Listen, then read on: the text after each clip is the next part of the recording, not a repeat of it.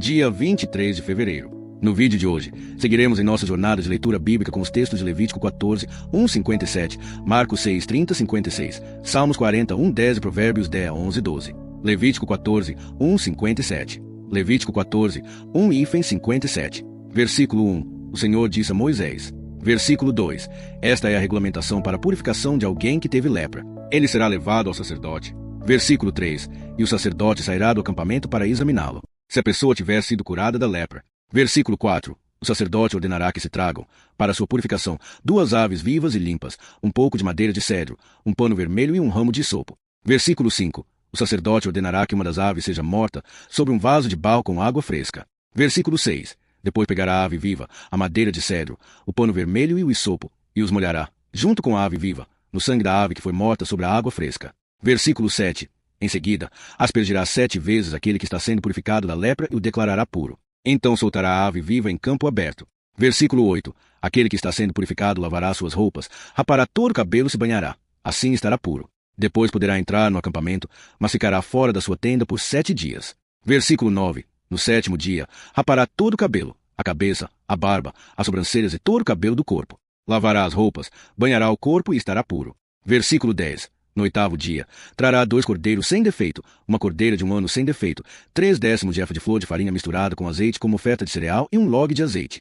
Versículo 11. O sacerdote que realiza a purificação apresentará aquele homem e as suas ofertas perante o Senhor, à entrada da tenda do encontro. Versículo 12. O sacerdote pegará um dos cordeiros e oferecerá como oferta pela culpa, junto com um log de azeite, movendo perante o Senhor como gesto de apresentação. Versículo 13. Abaterá o cordeiro no lugar onde se abate a oferta pelo pecado e o holocausto, ou seja, no lugar santo. Pois a oferta pela culpa pertence ao sacerdote, como a oferta pelo pecado é coisa santíssima. Versículo 14. O sacerdote pegará um pouco do sangue da oferta pela culpa e o colocará na ponta da orelha direita daquele que está sendo purificado, no polegar da sua mão direita e no dedo grande do seu pé direito. Versículo 15. Em seguida, pegará o log de azeite e o derramará na palma da sua própria mão esquerda. Versículo 16. Mergulhará o dedo direito no óleo que está na sua mão esquerda, com o dedo, aspergirá um pouco do óleo 7 vezes perante o Senhor. Versículo 17. Do óleo que está na sua mão, o sacerdote colocará um pouco na ponta da orelha direita daquele que está sendo purificado, no polegar da sua mão direita e no dedo grande do seu pé direito, sobre o sangue da oferta pela culpa. Versículo 18. O restante do óleo que está na sua mão, o sacerdote colocará sobre a cabeça daquele que está sendo purificado. Assim fará expiação por ele perante o Senhor. Versículo 19. Depois o sacerdote oferecerá a oferta pelo pecado e fará expiação pela impureza daquele que está sendo purificado. Em seguida, abaterá o holocausto. Versículo 20. E o oferecerá, com a oferta de cereal, sobre o altar. Assim o sacerdote fará expiação por ele, e ele estará puro. Versículo 21. Se, porém, ele for pobre e não tiver recursos suficientes, trará um cordeiro como oferta pela culpa, para ser movido como gesto de apresentação para fazer expiação por ele, 1/10 de efa de flor de farinha misturada com azeite como oferta de cereal, um log de azeite. Versículo 22. E 2 rolas ou 2 pombinhos, conforme as suas posses, um para a oferta pelo pecado e o outro para o holocausto. Versículo 23. No 8º dia da sua purificação, ele trará ao sacerdote à entrada da tenda do encontro perante o Senhor. Versículo 24. O sacerdote pegará o cordeiro da oferta pela culpa e o log de azeite e os moverá perante o Senhor como gesto de apresentação.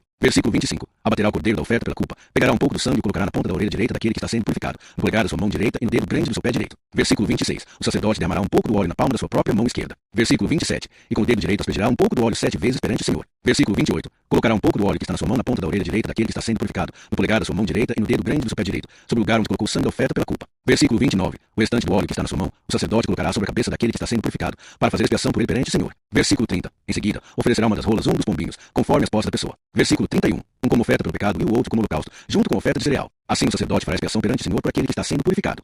Versículo 32. Essa é a regulamentação para aquele que teve uma infecção de lepra e não tem recursos para a sua purificação. Versículo 33. O Senhor disse a Moisés e a Arão. Versículo 34. Quando vocês entrarem na terra de Canaã, que lhes dou como possessão, e eu colocar uma praga de mofo numa casa da terra que vocês possuem. Versículo 35. O dono da casa irá informar ao sacerdote: vi algo como uma praga na minha casa. Versículo 36. Antes que o sacerdote entre para examinar a praga, ordenará que esvaziem a casa, para que tudo que nela estiver não se torne impuro. Depois o sacerdote entrará para examinar a casa. Versículo 37. Examinará a praga. Se as manchas das paredes forem esverdeadas ou avermelhadas, se parecerem mais profundas que a superfície. Versículo 38. O sacerdote sairá da casa e a isolará por 7 dias. Versículo 39. No 7º dia, voltará para examiná-la, se a praga tivesse espalhado pelas paredes. Versículo 40. Ordenará que removam as pedras contaminadas e as joguem num lugar impuro, fora da cidade. Versículo 41.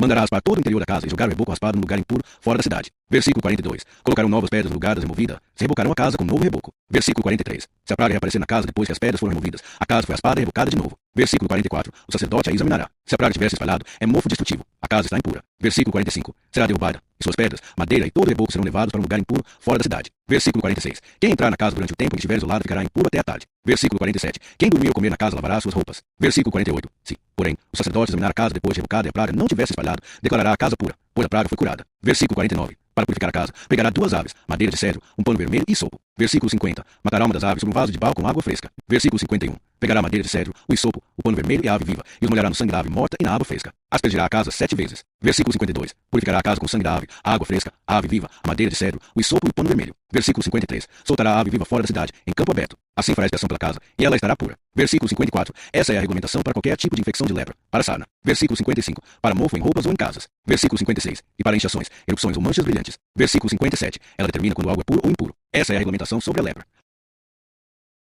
Marcos 6, 30, 56. Marcos 6, 30 e 44. Versículo 30. Os apóstolos reuniram-se a Jesus e lhe relataram tudo o que haviam feito e ensinado. Versículo 31.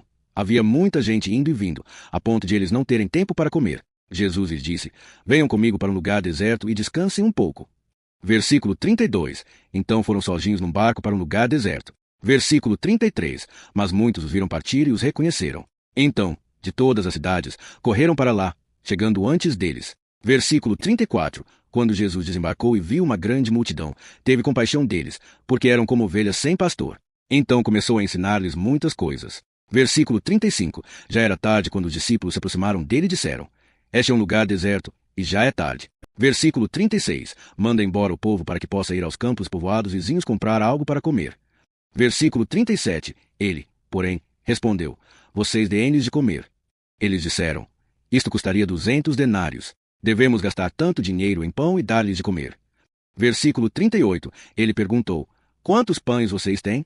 Verifiquem. Quando ficaram sabendo, disseram: 5 pães e 2 peixes. Versículo 39. Então Jesus ordenou que fizessem todos se assentarem em grupos na grama verde. Versículo 40. Eles se assentaram em grupos de 100 e de 50. Versículo 41. Tomando os 5 pães e os 2 peixes, Jesus olhou para o céu, deu graças e partiu os pães. Em seguida, entregou-os aos discípulos para que os distribuíssem ao povo. Também dividiu os 2 peixes entre todos. Versículo 42.